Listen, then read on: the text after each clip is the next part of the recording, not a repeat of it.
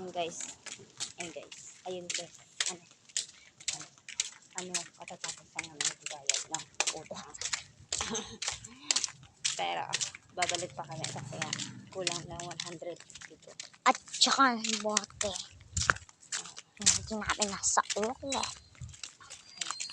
Kaya ayun, babalik kami dito kami sa bahay. Tapos hihingi kami kailangan ng pera. Kasi kulang. 164.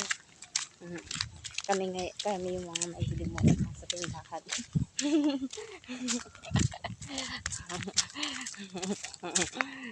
Kaya kami na pinababayad ng utang. Yes. Malapit lang yung tindahan. Basta mamaya. Mamaya. Malapit na.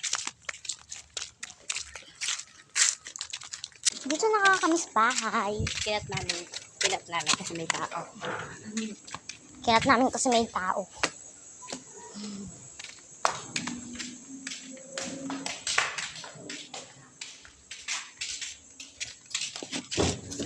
Kulang 150 to.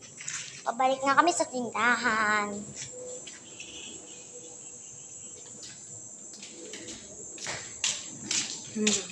Pabalik lang sa tindahan. Yun yung dinap ng ulang.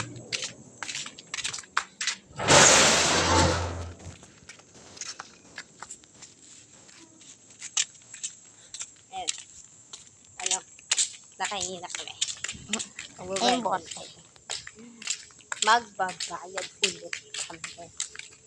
Kasi nga kulang ngayon dito. Kaya, bumalik kami.